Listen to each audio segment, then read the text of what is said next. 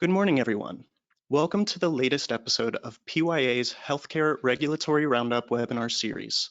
Today's topic is 2024 General Compliance Program Guidance, Updates, Key Insights, and Recommendations. PYA is happy to present today's webinar on this important topic. Before we get started, I'd like to go over a few housekeeping items. As this event is for CPE credit, there are some additional steps that we will take in order to comply with NASPA's requests. In accordance with NASPA, attendees will be provided 3 polling questions throughout today's presentation. Responses are documented electronically. Attendees must respond to these polling questions within the allotted time in order to receive CPE credit for the presentation. If you encounter any issues responding to the polls, please send your answer in the questions pane, and we will document them for your CPE credit. A post-event survey will also be provided for attendees to submit regarding their webinar experience. The polling questions and post-event survey must be submitted for proof of participation today. Credits will only be earned for sessions attended in their entirety. Please remember that this webinar is for 1 hour of CPE credit. You may submit questions during the webinar by typing a message into the questions pane of the control panel. Also, immediately following the end of the webinar, you will be asked to complete a short survey and submit any additional questions. We will respond to questions posed after the webinar via email. We have posted in the handouts pane of the control panel a PDF copy of the slides for your reference. Also, you will receive an email later today with a copy of the slides and a recording of the webinar. With that, I would like to introduce our presenters, PYA Principals Tynan Kugler and Shannon Sumner, and Senior Manager Traci Waugh.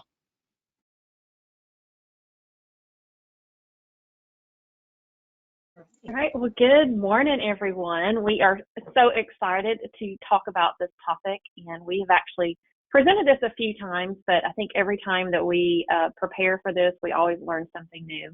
I'm Shannon Sumner. I am one of the principals and owners with PYA. I lead our regulatory compliance service line. And as such, we work very closely with clients of all different levels and all different sizes related to compliance programs. And this is something that we are certainly seeing a lot of activities related to compliance programs and integration in some of the advice and counsel that we've heard from our clients related to compliance programs, but also how they're interpreting some of this guidance. And so we're excited to speak to you today about this. Tynan? I'm Tynan Kugler. I'm a principal with PYA as well. I spend the vast majority of my time in our compensation and service valuation practice with some focus too on physician planning, compensation planning and design.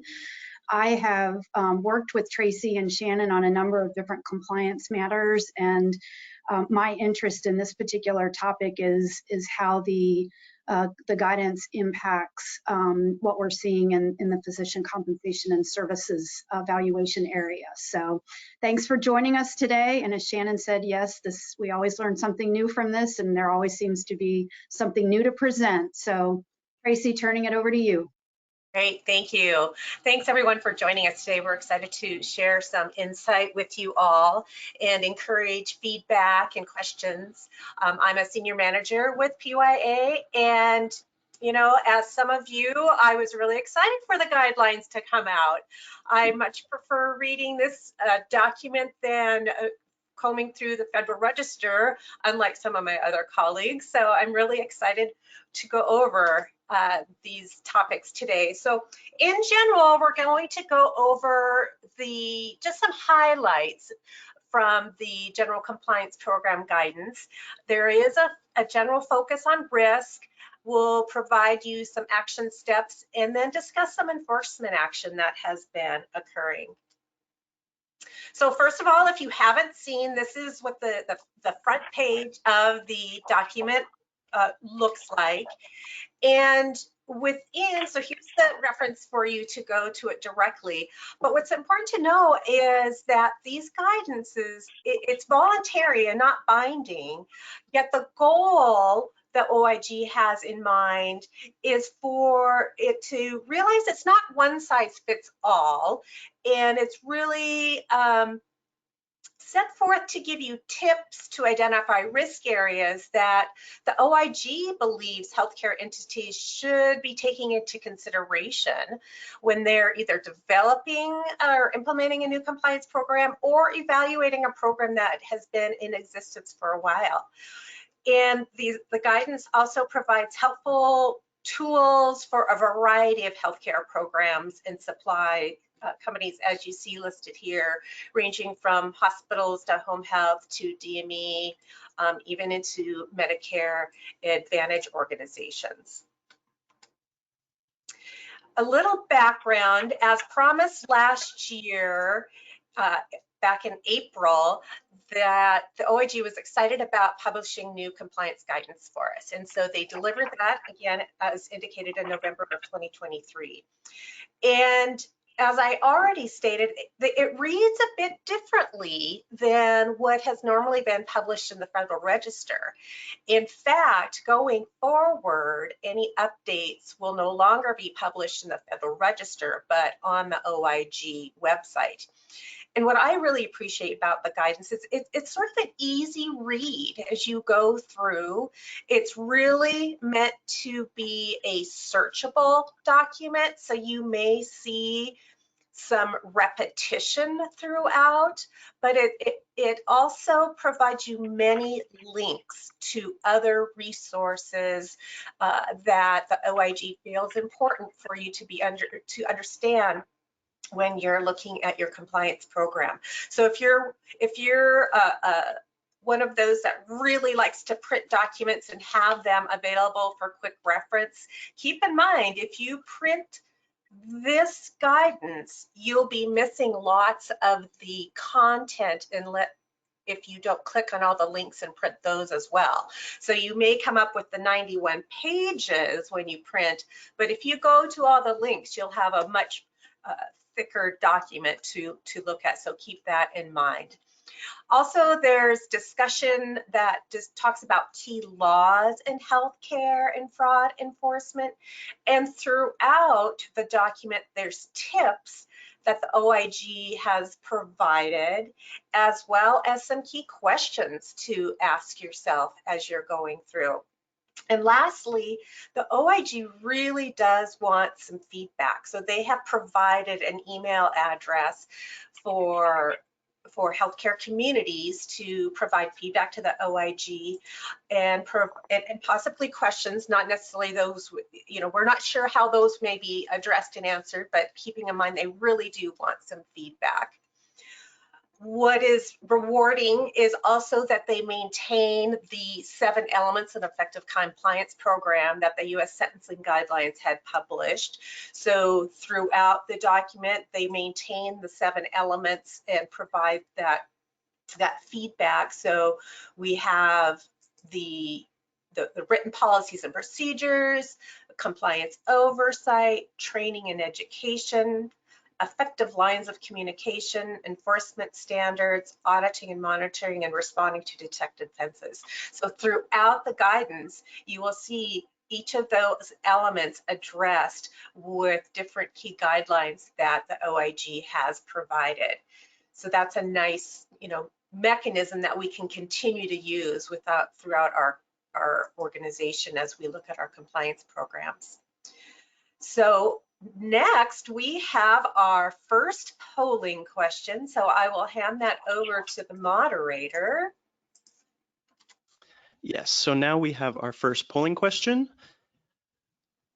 The OIG's General Compliance Program guidance is voluntary, mandatory, voluntary except for some provider types, example, skilled nursing facilities, Medicare Advantage plans, non-binding, or a long time coming. Remember, you must fill out the polling questions in order to receive CPE credit. You will have 30 seconds to answer.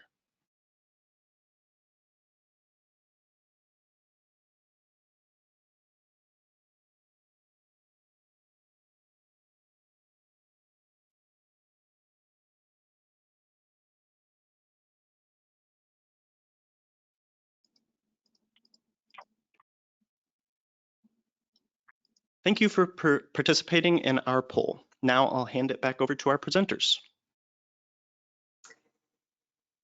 Thank you, moderator. Okay, so we have 40% voluntary, 28 mandatory, 18 voluntary, non-binding.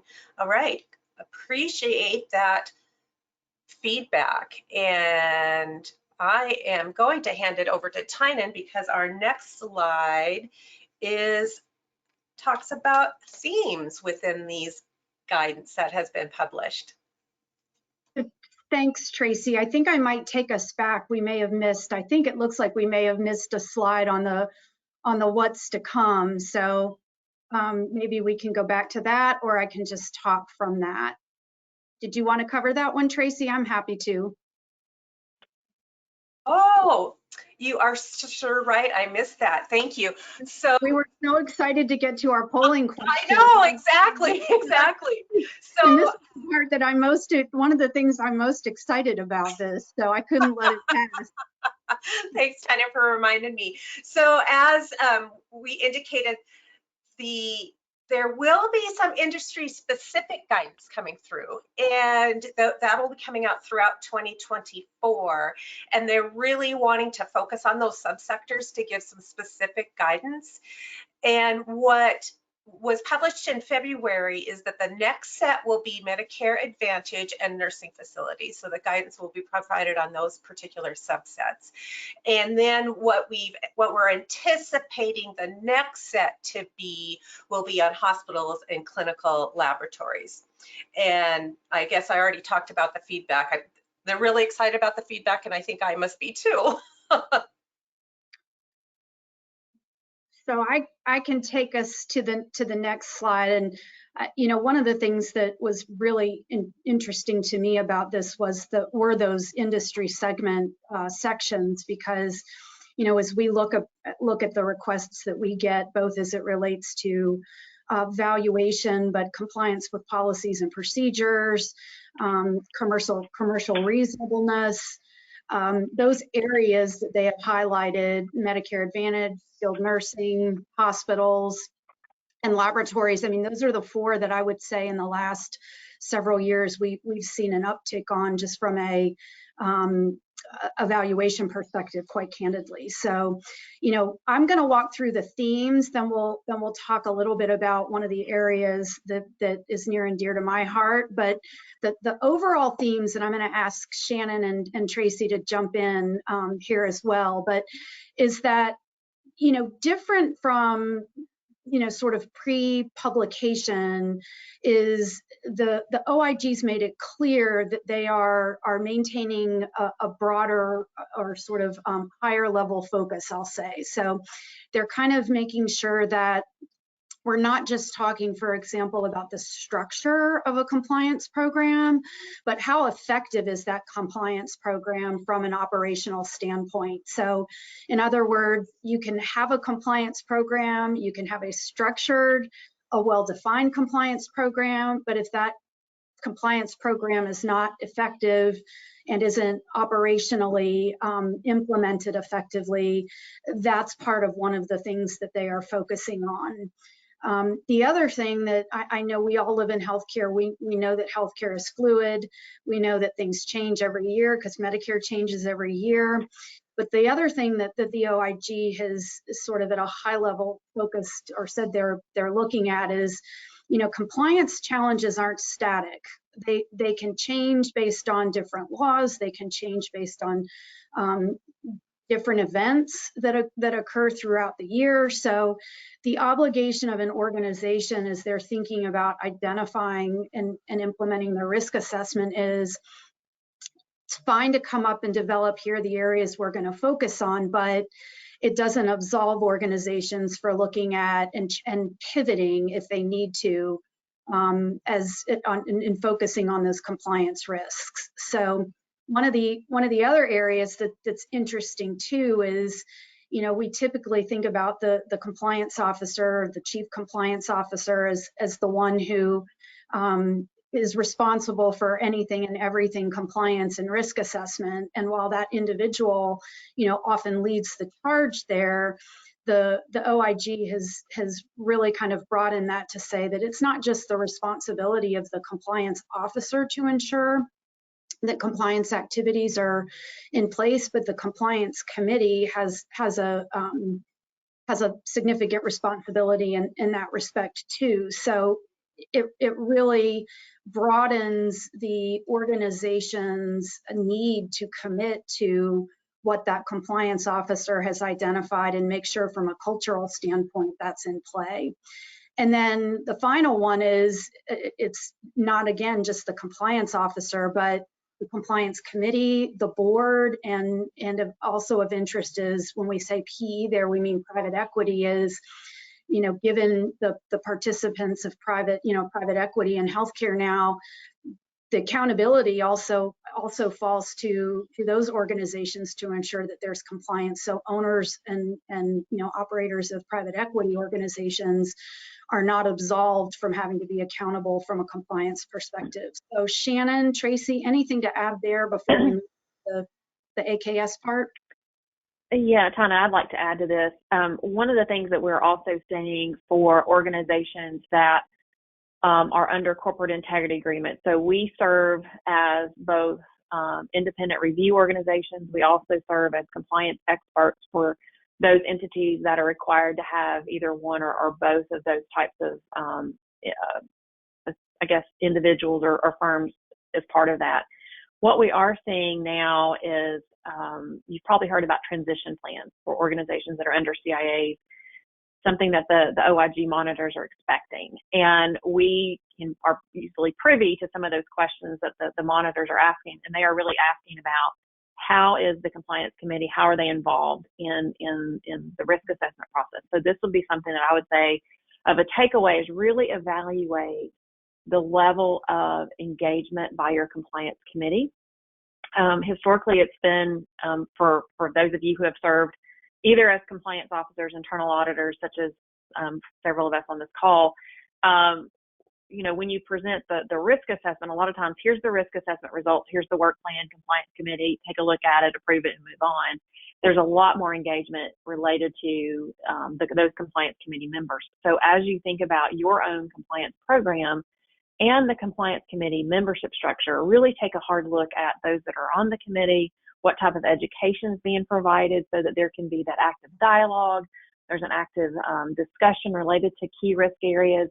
And from personally have been in internal audit, one of the areas, I guess the biggest gap that I've seen has been when we have been presenting, we as compliance officers or internal auditors, presenting a risk assessment. Sometimes we are just presenting the activities that are actually going to be on the compliance work plan. One of the things that we might not be showing are all the risks that were assessed, the ones that made the plan, but the ones that are not making the plan. So that there is that active dialogue with the compliance committee to say, we can't address all these risk areas. Number one, we don't have the resources, or, there's just so many for us to absorb.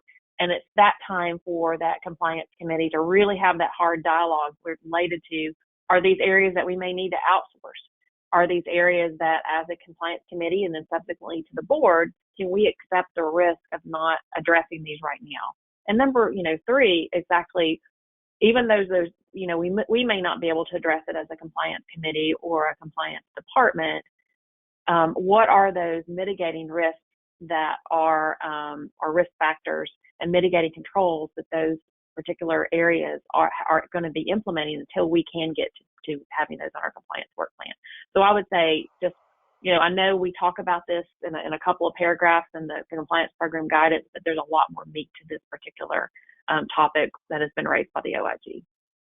I think what's also interesting to add in this new guidance is, in addition to everything Shannon just said about the compliance committees having that active involvement, there's that expectation stated that member attendance is to be monitored. The board's expecting that if you're a member of the compliance committee, you're actively involved, actively attending, and that the CEO could, if you're not attending, there could be disciplinary action, or evaluate, do you have the right membership on there? Do you have someone on there that has so many responsibilities that they need to have a designee? to participate to serve as that subject matter expert. So just know that's actually explicitly put out in these guidance too, is that expectation of that participation. Great. So you'll see as we talk through the rest of the slides, you'll sort of see some of these come back and make an appearance later. But let's talk about one of the first sections in the GCPG is a focus on regulations, so healthcare regulations. And one of the things that I did was I skimmed through and read all 91 pages to identify the areas where, from a compensation valuation perspective, there are areas where, sort of hot topics or areas where we think that there will be, some more focus. And as Traci mentioned, there's some really good tools, I think, that are in here that help facilitate how you implement and look at some of the regulations that they've called out. But the first one they talk about is the anti-kickback statute.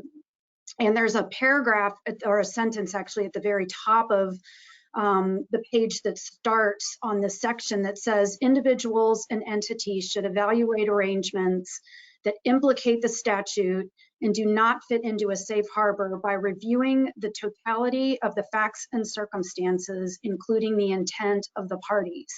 So a lot of what they're going to talk about here is, what is the intent of the arrangement? And then to Traci's point about the 7 elements, there's focus on are the items that you've looked at documented. So one of the things that this section does in the AKS, though, is there is a series of basically 11 sections that they highlight, and those 11 sections are identified on the next 2 slides, where they highlight the things that organizations need to pay particular attention to. And the other really nice thing they do is they not only say, okay, here's the item that you need to focus on, but they give a series of questions under each one of these topics. And so one of the things that we did is not only do we do fair market value compensation for our hospitals, health systems, and other organizations we work with, but we also do commercial reasonableness assessments. And a lot of what is focused in this section is, we were actually happy to see included in our commercial reasonableness checklist that we utilize, and it is on our website and available to anybody to access. But if you take that in conjunction with the questions that are on here, you should be hitting the key items as it relates to some general compliance areas for transactions or arrangements that you have. So just to highlight a couple of these, the focus is on the nature of the arrangement between the parties and really looking through for what influence do parties have between each other, and is that relationship and the nature of that relationship intended to directly or indirectly generate business to a hospital or health system. The manner in which the participants were selected, there's a question related to how did you determine this was the arrangement you were going to enter into with this particular participant. So again, it's thinking through, why am I doing this arrangement? Why that with this particular party am I doing this arrangement? The manner in which the compensation or remuneration was determined, that really gets into the concept of volume or value. So thinking about why are you entering into the arrangement, but also does it take into account any volume or value of that business? Again, I know I've said it a couple times, but fair market value, they talk about what's the value. So we're mixing some of the fair market value commercial reasonableness concept here, but is the arrangement and the payment for the service or the compensation consistent with fair market value? And getting to the documentation part, was it based on a reasonable methodology? They don't tell you what a reasonable methodology is, but you do have to look at and say, was a reasonable methodology used? Is it uniformly applied? And is it properly documented? So, documentation. And then looking at the items or services provided. And this is where they actually specifically, this is taken almost verbatim from the document, but they do talk about, is the arrangement commercially reasonable and those services actually needed? And do those services fulfill a legitimate business purpose? So that's kind of where our commercial reasonableness checklist goes through and says, you know, are you fulfilling with this transaction or this arrangement a legitimate business purpose in the absence of a referral stream? So Traci, you can go to the next slide. We'll just hit on these pretty quickly.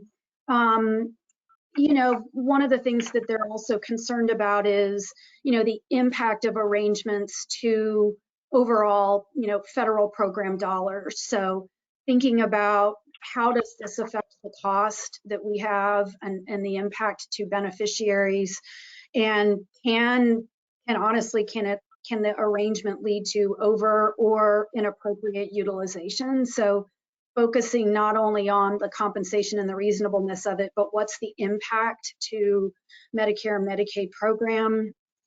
They focus similarly on the clinical decision-making side, on areas about, you know, are you entering or are you in an arrangement that could potentially interfere with or skew clinical decision-making.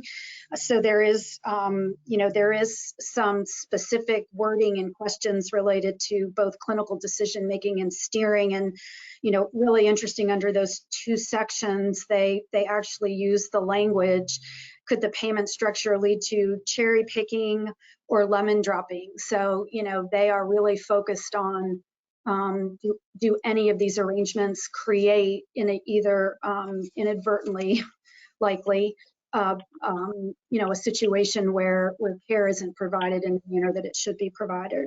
Conflicts of interest, and then again, second time in the same section that we've heard about the manner in which the arrangement is documented. So that hits at least from our perspective, the sort of the highlights of that regulatory section. They do, though, go through Stark, they go through some other you know, regulatory components that we certainly don't want to gloss over, but when you think about what we do and what we're getting asked about, that was the one area that stuck out as really important to us. I'll turn it over to, I believe, Shannon. Absolutely. So as Traci mentioned, when you print it out, you get 90 plus pages without all of the links. And so as I was reviewing this, I was really looking at this from the perspective of, if I were to conduct a compliance assessment, either from my own organization or from serving as a consultant in this area. And so these are just some of the areas that I called out as being not necessarily unique, but certainly given a lot more scrutiny in the last few months related to some of the guidance that we're starting to see out related to this. But the first one that I thought was important to note was the fact that they really talk a lot about the intersection of quality and compliance. And as Traci mentioned, there's some really good examples that they provide of that. Before, you know, a lot of us didn't really know what it meant to have an effective compliance program. Now they really are giving a lot more guidance. And the area related here is quality. So some of the examples given is you know, what type of information is being shared between perhaps the quality committee, the quality officer with the compliance officer. If there is any type of a quality issue, what are the implications from a compliance perspective, from a billing perspective? Really goes hand in hand with some of the maybe some of the corporate integrity agreements that are related to quality of care. So I think that's of note. This has also been an area of really not necessarily scrutiny, but evaluating what level of involvement within your organization do you have with those that are charged with quality, and how are you ensuring that you both are, or both of your teams are actually communicating appropriately, and how that really does impact compliance with your organization. Reporting relationships. This is one that we've seen, and certainly in corporate integrity agreements. It was very clear in this particular document. In fact, it's in bold that the compliance officer should not be general counsel nor report to the general counsel. So that was in bold. We know also that there's organizations where this occurs. So I would just say from our perspective is really evaluating that. We do see a lot of questions if you're under a corporate integrity agreement, a lot of questions that the monitor will raise about this particular reporting relationship and what does this really truly mean to your organization. So really take a hard look at your reporting structures and to see how you would actually be able to comply with this particular expectation. As we mentioned before, compliance committee is getting a lot of focus. Member attendance and participation included in each member's performance and compensation evaluation. As Traci mentioned, this is an area that is fairly, when we do compliance assessments, it's fairly new to actually include the evaluation component of a compliance committee member. So when you really start peeling back the layers of what they're looking for here is not only, participation, but active participation, really documenting that and really having that charter, having the expectations outlined, looking at membership, making sure you have the right members in place, making sure you're having actually, that active dialogue and conversation. Another area is related to board. And I would say that the board is not just the board for the overall organization, but you could actually have a board subcommittee that would actually serve in this capacity. So for example, the compliance committee of the board would serve in this capacity. But the board or board subcommittee should be meeting with the compliance officer no less than quarterly and reserve time each meeting for executive session absent of management. In many cases, we see where the compliance officer is actually presenting maybe on an annual basis. But again, looking at your structure, do you have a board subcommittee where you're probably likely having those quarterly meetings? And then that board subcommittee, probably the chair of that subcommittee is actually providing those reports to the board. So I think that would meet this particular requirement. Board is also to evaluate the compliance committee's risk assessment process. So when you start, again, looking at the layers of what this actually means, do you have a documented risk assessment process? And rather than just presenting the results of that risk assessment to that board or that board subcommittee, are you really having a dialogue about the process? Some of the best practices that we have seen is in advance of your actual risk assessment process, where you're probably conducting those interviews, you're really looking at the external guidance that's available to you, is really having that dialogue and that education of that board or that board subcommittee in terms of, here's our process, here's what we're going to be looking at, here are the questions that we're probably going to be asking of senior leadership, here's how we're going to evaluate that, so that committee can actually weigh into it. A risk assessment process, I always think about, if you think about a document, have a heart on it because it's a living, breathing document. It's something that you're always going to continually evaluate. And a risk assessment process really is an ongoing. It's not just that one-time event. It's throughout the year, because as we know, regulations come and they change and they morph into more regulations. So it's always a good idea to really have an annual risk assessment process, but have touch points along the way. Also, from a board perspective, receiving annual reports, again, on the entity's effectiveness in addressing and resolving compliance committee identified risks. So when there is a risk that's been identified, as I mentioned earlier, there's different ways that you can tackle that. Is it to maybe have an outside review performed? Do we have capacity inside to review that particular area?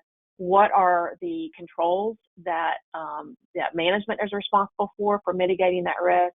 And if there's just something that we just don't have the resources, is it something we're willing to accept that risk?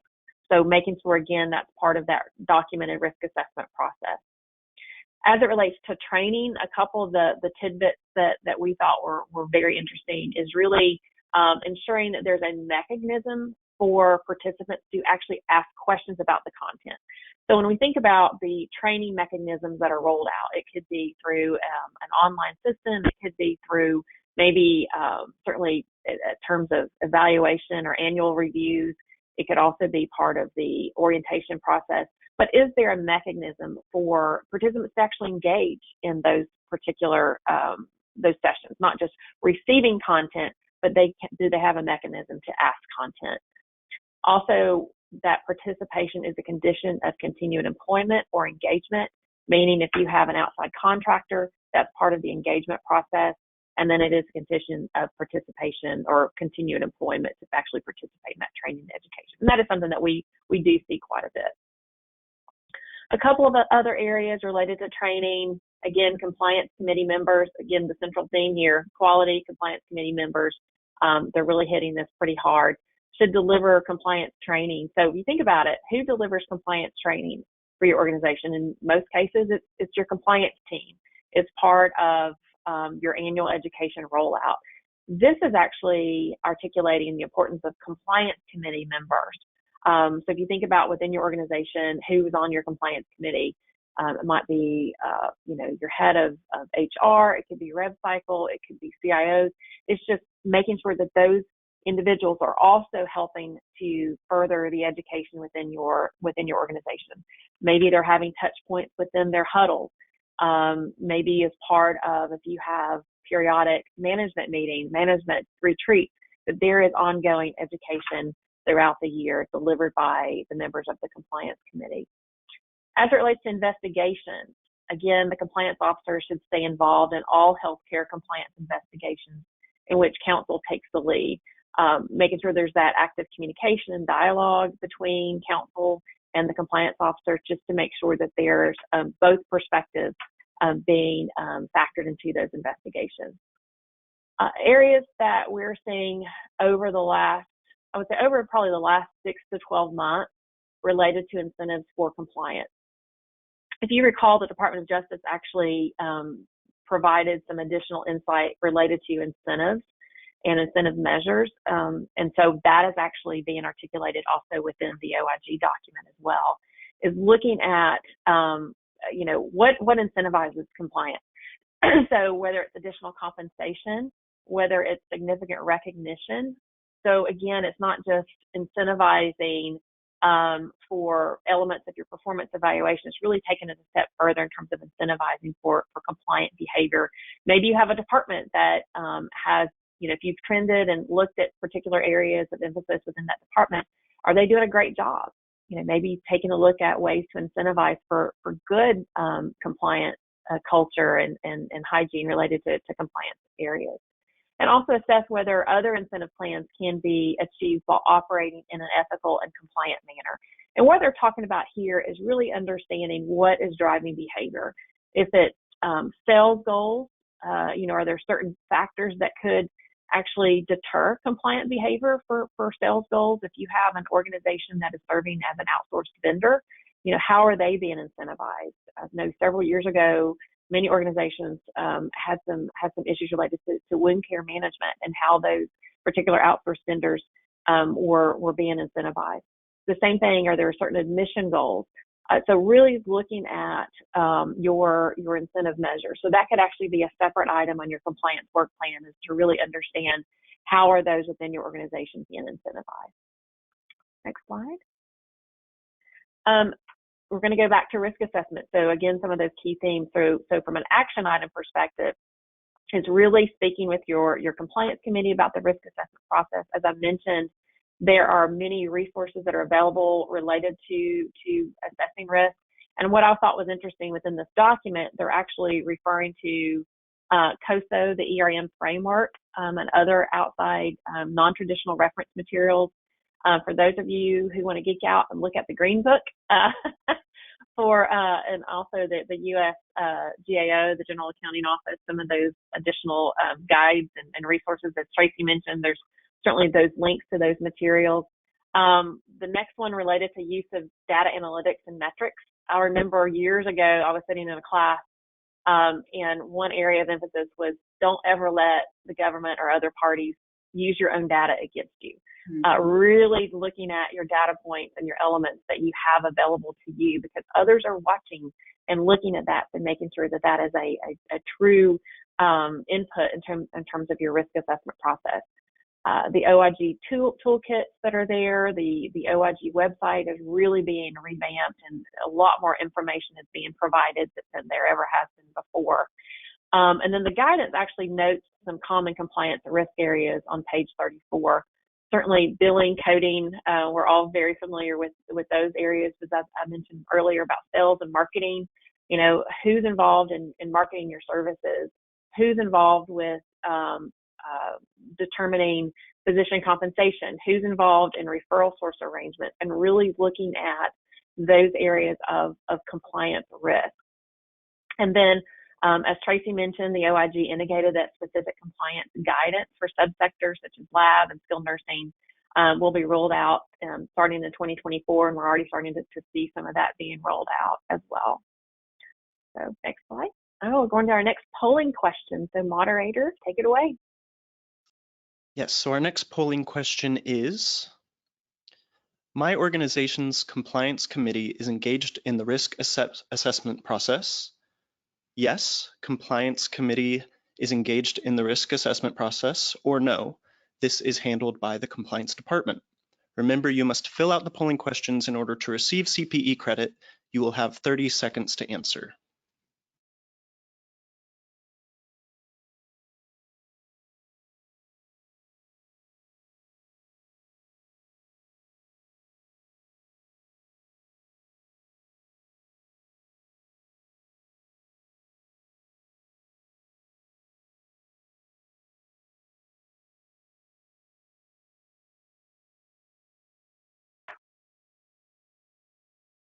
Thank you for participating in our poll.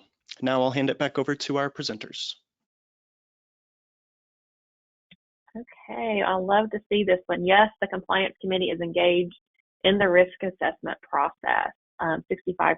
I would say probably in the last 5 years, that would have been probably not quite as high, maybe 20%, just to kind of guess. All right, next slide.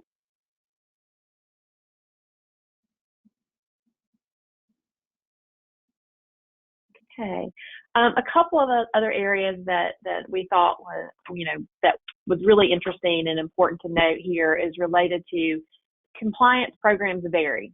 As certainly as Traci had mentioned earlier, this program guidance is not a one-size-fits-all, and certainly in the materials towards the back of the compliance guidance document related to how to handle compliance for smaller entities. And smaller entities are really defined in this particular guidance materials like a small physician practice.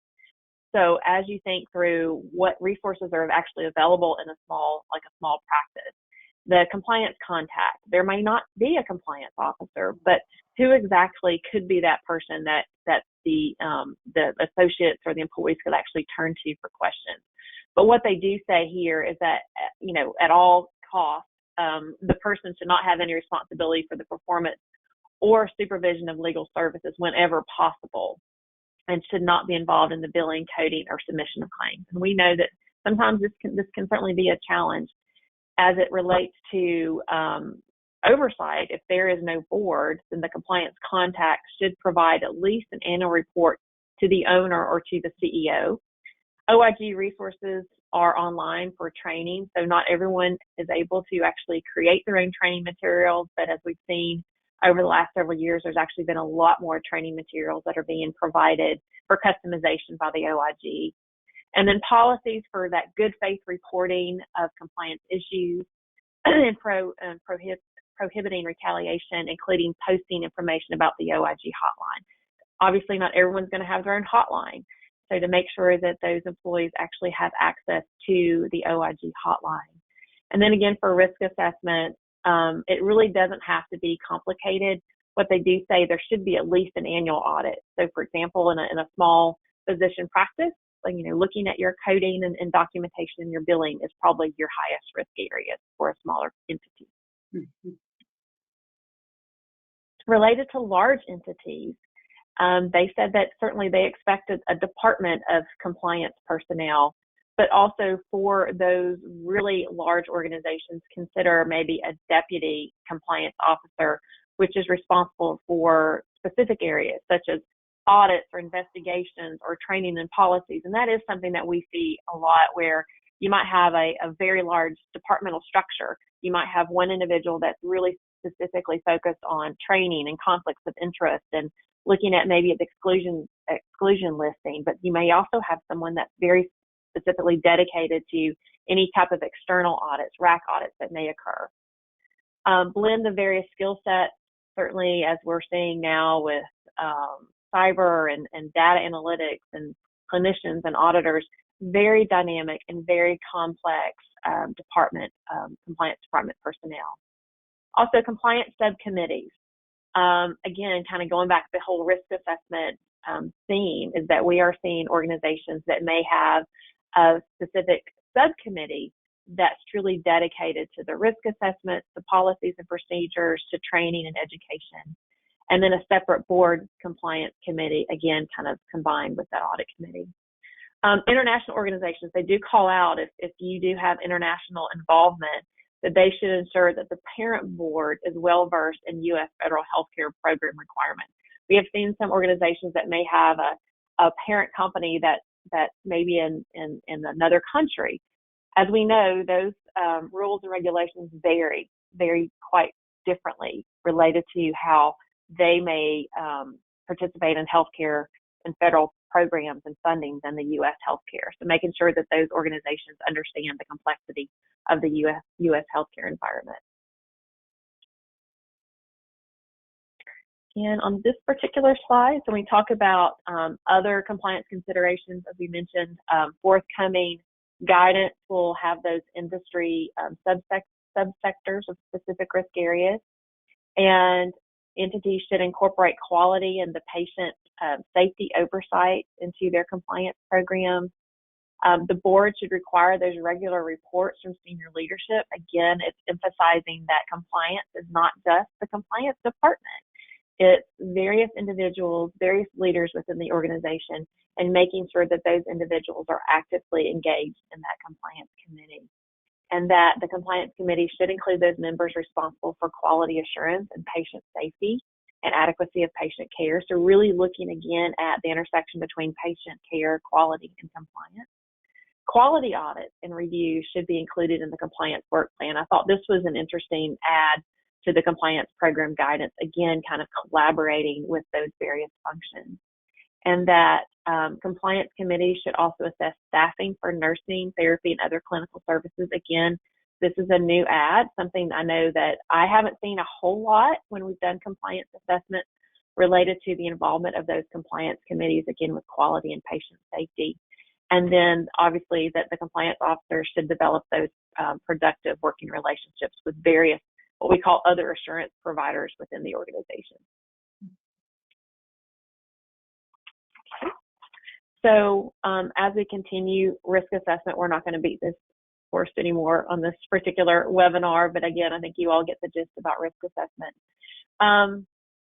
New entrants into the healthcare industry, they do recognize, as Tynan had mentioned earlier, about PE or venture capital firms. We're seeing a lot of startup entities that may not be well versed in the various elements of healthcare regulations, certainly related to, I think, with HIPAA and privacy and PHI. There's a lot more entrance into this particular area that may have not had this particular skill set before. They talk about, and I love this this acronym they're talking here, is certainly the following the money. Again, private equity and other private investors, governing bodies should really scrutinize if you have any type of relationships with organizations that are PE-backed and understanding their incentive structures. As it relates to those financial arrangements, ongoing reviews and approvals of those financial arrangements that Tynan alluded to earlier, and then regular reviews to keep billing and coding practices up to date, and regular internal billing and coding audits. Again, some of these areas are areas that you're very familiar with. We just wanted to call attention to a few of those topics that we may not have considered in historical, guidance materials. Next slide. All right, Tynan. Yeah, and interestingly, there is this whole section at the end of the document that talks about sort of these other compliance considerations. So it's like if they couldn't fit it anywhere else, it got segmented into sort of this bucket of other considerations. And one of the things that again for us gives us some insight into, what is the OIG thinking, and as we think about what do we need to have top of mind, there are these tidbits sprinkled throughout that give you some insight. And one of those is this section that's on specifically on financial arrangements tracking. And if you go about, I know it's tiny print, but if you go about halfway down the paragraph, there's a sentence that starts with entities, and they say entities should consider what type of centralized arrangements tracking system to establish depending on the size of their organization. So that's getting back to what Shannon talked about, small versus large, to ensure that the proper supporting documentation is maintained, those legal reviews are being regularly conducted, and that fair market value assessments are performed and updated routinely. And so interesting there was a focus not on just the have it documented, but a focus on sort of how you should maybe have some of your documents organized. Do you have a centralized tracking system? Do you not have it? Are you using Excel versus are you using something that is a little bit more sophisticated? Again, nothing says you have to. You've got to scale it depending on the type of organization you are, but clearly a focus on how are you tracking, how are you reviewing, how are you monitoring, and how are you updating arrangements that you have. And then, specific call out relative to lease space and equipment to ensure that those are consistent with contract terms. So again, it's fascinating to me how there are these sort of, I'll call them zingers, but they kind of appear in these sections where if you kind of don't read it, you might be missing sort of a hint as to some of the things that we might be seeing coming down the pike in terms of areas that are more highly scrutinized. So as Shannon said, nothing earth-shattering, sort of a lot of the same things that we've seen in the past, but clearly a call out on areas that are going to continue to be a focus. Traci, I think this gets to our third polling question, turning it over to the moderator. So our third polling question is, our compliance committee receives regular reports from senior leadership on quality, patient safety, and adequacy of patient care. No, these are distinct and separate committees. Not now, but we have plans to do so. Yes, but in summary reporting only. Yes, audits are conducted by compliance. Or yes, both quality and compliance present reports at each meeting. Remember, you must fill out the polling questions in order to receive CPE credit. You will have 30 seconds to answer.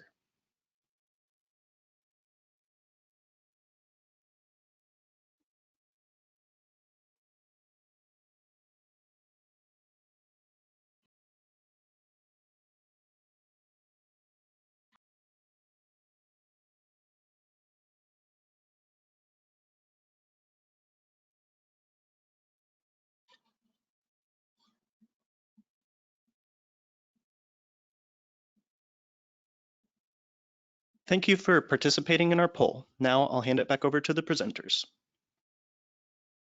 Thank you. Oh, wow, we're kind of all over. I like that. I think the fine dance too for us all to adapt to in the future is, making sure the information is getting reported, but you just don't want to be repeating the same information meeting after meeting. So having that fine dance of how you design it. So this is great, thank you.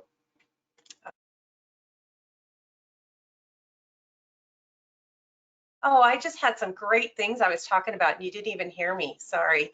Well, thanks for everyone for participating.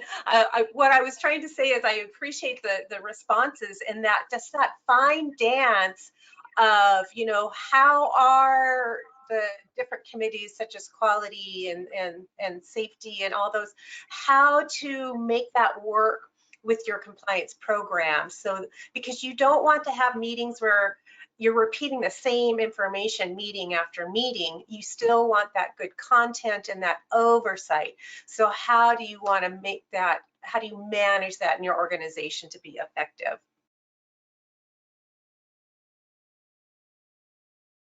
Okay, next we are going to, hopefully, I'm not going there, thank you. So we're going through a few enforcement actions. This one was interesting that occurred back in January of this year, a whistleblower complaint. And what's ironic here is that the compliance officer was in fact the whistleblower. In this particular case, there was alleged illegal remuneration for providers that were receiving ancillary support, such as nurse practitioners, hospitalists, physicians assistants for the inpatients at the hospital. And it was seen that this was inducing those providers that they would then have more patients come to that institution. So, you know, we've heard different remuneration before, but this is where the actual compliance officer was the whistleblower. So you just have to be aware of those different, you know, how is the involvement of the compliance officer, how's the follow through, you know, the buy-in, the oversight. Traci, one quick thing on that one too, that is it really gets back to following the money. And do the revenues that are the compensation that's being paid to the person providing the service, are they actually also bearing the expense of that service? And interestingly, we've reviewed arrangements, very similar arrangements, and those are complicated arrangements, and it's really understanding operationally what's going on and following the money. So I think when you've got more complicated arrangements like that it's you almost have to take a really high level step back and just, where's the money flowing, who's getting the revenue, who's bearing the expense, and you can pretty quickly get to an answer. But some of those more complicated ones, it's doing that, and it's thinking operationally what's happening. Absolutely, and just to stress on the fact that you can track how that money is going. That, you know, it's not hidden, but you can actually, you know, reconcile where it's all being managed. This next case occurred back in May of 2023, in which physicians agreed to pay 1.5 million plus interest for false claims that they were misrepresenting severity of illness and services rendered for Medicare Advantage patients. In fact, that there was unsupported diagnoses that increased reimbursement. In particular, in this case, it had to do that codes for morbid obesity were being submitted, but the documentation didn't support that. It's very defined that to be diagnosed with morbid obesity, your body mass index had to be over 35. And in these cases, the majority, they're identifying that that wasn't the case. In addition to the diagnosis was the CPT code that they were doing a 99214 that the documentation wasn't supporting that complex medical decision making. And then lastly, you know, there was supposed inappropriate billing for physician assistant services incident to the services of the physician, including the physician. So, and the physician happened to be out of country at this time. So they were charging incident 2 for the services from that physician assistant for the physician, but the physician wasn't around.